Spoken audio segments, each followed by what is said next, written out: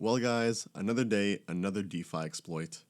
Today I woke up and saw that Iron Bank, or Cream, was actually hacked for about $37.5 million. Now, what we're going to go ahead and do today is go ahead and to see what happened, how the hacker was able to do this, and if it really was Iron Bank or Cream that actually suffered the exploit themselves, since there was multiple parties involved, and it turned out to be quite a complicated case on the outside looking in.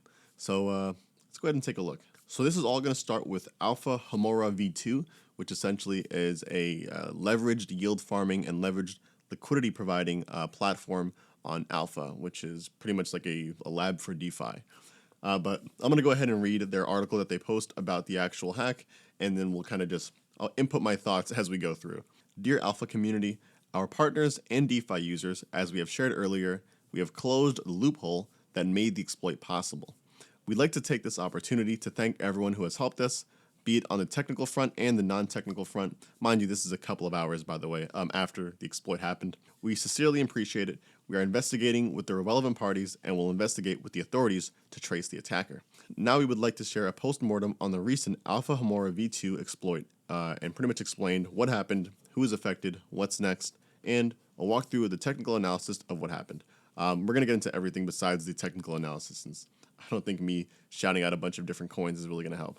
But they essentially start off with saying that the exploit is complicated, involving more than 9 different transactions, and they say that they hope that the post-mortem will not only help, but will also help further the DeFi space and people building on it, because as a lot of people know, mainly developers know, the worst kind of bugs are logic bugs. There's many different types of bugs when you're developing, but the ones that you can't immediately see, of course, are the worst, because things like this can happen without anyone really understanding how. So on February 13th, 7:13 a.m. UTC, an attacker exploited Alpha Homora V2 using a series of complex transactions which involved flash loans. And here they're going to explain what the attacker needed to know about the code and what they had to pretty much set up in order to execute the attack. So starting off, Homora Bank V2 has an SUSD pool on a contract level in preparation for the upcoming release, which is neither available on the UI or publicly announced. So essentially, they have this, pool of SUSD that's technically already deployed, in terms of a contract, like it already exists on the blockchain, but you can't, there's no UI built out for it. So a regular person wouldn't be able to see it, but the attackers might have been able to see it because it's already on the Ethereum blockchain. So you can still interact with it, but they're doing it essentially through the blockchain instead of using a front end for it. There was no liquidity in the SUSD lending pool, so the attacker can fully manipulate and inflate the total debt amount and total debt share. So here they're saying there's no SUSD already in the pool yet, so they were essentially able to manipulate how much debt was already accrued and how much debt was already shared with whoever was in the pool, which is really weird because I don't even understand that, but let's keep going. There is a rounding miscalculation in borrow function calculation, which only affects when the attacker is the sole borrower. So here they're saying the reason that the actual attacker was able to get away with this is because they were the only person actually borrowing from the contract, which is going to again play into the fact that it only existed on the contract level, that SUSD pool, hence no one was interacting with it yet. So the attacker was the only person that was able to go in there, be the only borrower, and able to trigger that miscalculation in the borrowing function. The hacker also needed to know that the resolve reserve function can increase total debt without increasing total debt share. And the function, intended for collecting revenue to the reserve pool can also indeed be called by anybody.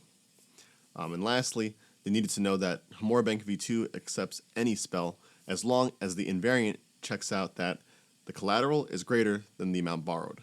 And the spell in this case is similar to what a strategy is in Urine Finance. So what actually happened? Well, as I said, there's actually a multitude of steps that they took to actually execute this entire, I guess you could say, evil plan of them scamming, or I guess you could say exploiting the contract.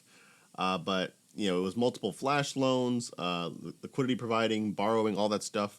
And it amounted to about $37.5 million being stolen. And in multiple different currencies, which includes USDC, DAI, WrapDETH, and even Tether. So in this case, who was actually affected? Because there are people actually using some of these protocols when this happened, right? So in this case, the debt is actually between Alpha Homora and Cream, which is another DeFi application. And this is mainly because Alpha Homora is actually integrated with Cream via what they call Iron Bank, in a protocol-to-protocol lending way is what they call it.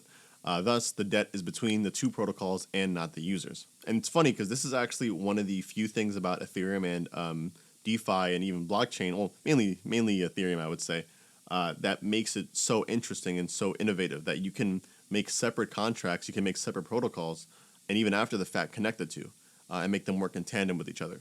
So as you can see, sometimes it can be good, but as you can see now, in this situation, it's not. They mentioned that they're going to work with Andre and Cream to find remedial actions to resolve the debt, which means essentially honestly, I don't know how they're going to do that. It's like somehow eliminate the debt between the two protocols, which has nothing to do with the users. I'm not sure how they're going to do that. And they also mentioned that borrowing, which is, new leverage positions and borrowing more to existing positions are all paused. And lenders can still lend, leveraged yield farmers can still repay their debt, add collateral, and close their positions as well. I don't know who would honestly be using it at this point right now with what's going on. I probably wouldn't, but that's just me. And from what I saw on crypto Twitter, I was seeing a lot of people mentioning that it could be that hackers were actually able to impersonate one of the contracts from Alpha Homora, and that's how they were able to pretty much take out all those funds, in a nutshell. But again, a lot of this is still speculation, especially since this is crypto Twitter we're talking about. So anything can be said here. It's one of those scenarios where it's like, there are hacks in crypto all the time, but you never think that you'll be part of one of them. And this was a lot of money in this case, right? Not to mention, it's not only money that was lost from the actual contract itself, it's money lost from the people who decided to dump the token after the fact. I think people were saying that the price of Cream dumped like almost half, over the past night because of it. Which, it could make for a good entry position. But at the same time, again, you do want to be careful with a lot of these things because not all of them are audited. Not all of them, have the most, I guess I want to say,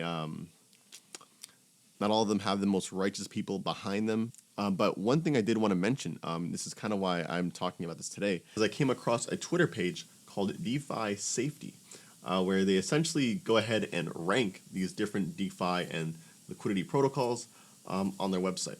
And they do it, color-coded, so, you can easily tell, okay, which project should I be looking out for, which ones seem like they're actually legitimate in terms of, do they have the code published, what is their team looking like, has there been any testing on the actual smart contracts themselves, and again, if they have any audits.